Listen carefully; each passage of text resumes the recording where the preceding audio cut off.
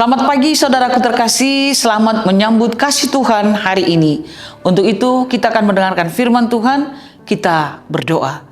Kami bersyukur Tuhan untuk hari yang baru yang Tuhan percayakan kepada kami. Kami sungguh percaya bahwa hari ini juga Tuhan akan menyertai hidup kami. Dalam nama Yesus kami berdoa. Amin.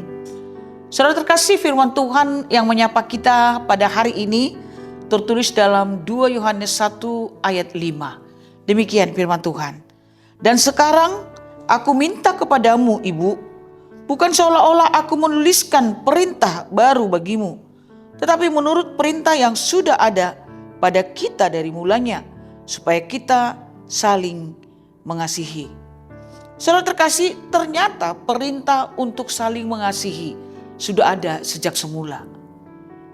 Tuhan Yesus juga sudah mengatakan kepada para murid-muridnya, hiduplah saling mengasihi.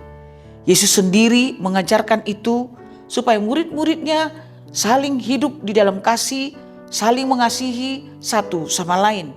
Artinya kekristenan bukan hanya soal percaya, tetapi juga bagaimana kita hidup di dalam kasih. Saudaraku terkasih, iman tanpa kasih akan menjadi sia-sia.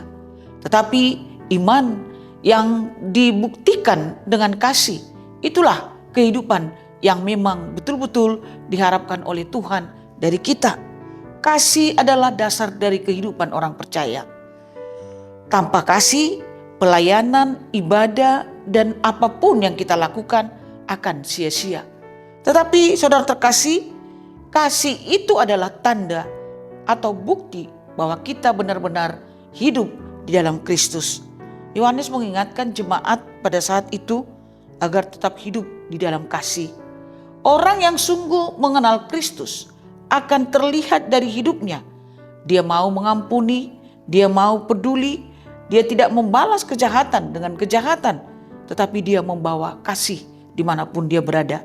Kasih menjadi bukti bahwa kita hidup di dalam kasih Kristus. Kadang orang muda atau gampang berkata bahwa dia mengasihi Tuhan, tetapi sulit mengasihi sesamanya. Namun Alkitab berkata bahwa kasih kepada Tuhan harus terlihat melalui kasih kita terhadap sesama. Kasih itu harus dipraktikkan setiap hari. Kasih bukan hanya perasaan, tetapi tindakan nyata. Kasih dapat dilihat dari kehidupan kita, hal-hal yang sederhana. Katakanlah bagaimana kita menghibur orang yang sedang berduka. Bagaimana kita bisa menolong orang yang membutuhkan. Bagaimana kita bisa menguatkan orang lemah dan mengampuni orang yang menyakiti hati kita. Kasih yang diajarkan Kristus adalah kasih yang aktif dan nyata dalam hidup ini.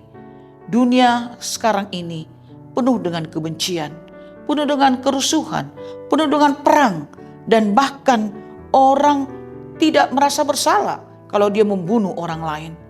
Oleh karena itulah orang Kristen terpanggil untuk membawa kasih itu di tengah-tengah kehidupannya, di tengah-tengah dunia ini. Kesimpulannya saudara terkasih, kasih itu adalah perintah Tuhan dari sejak semula. Kasih adalah bukti kita hidup di dalam Kristus. Kasih itu harus diwujudkan di dalam kehidupan kita sehari-hari.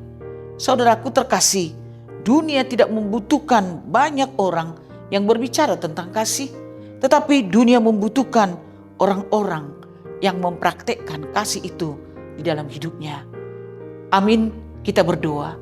Terima kasih untuk firman-Mu Tuhan. Mampukan kami untuk membuktikan bahwa diri kami adalah pengikut Kristus melalui tindakan kasih kami terhadap sesama kami. Dalam nama Yesus kami telah berdoa. Amin. Kasih karunia dari Tuhan Yesus Kristus, anugerah dari Allah Bapa, dan persekutuan Roh Kudus kiranya memberkati saudara sekalian. Amin.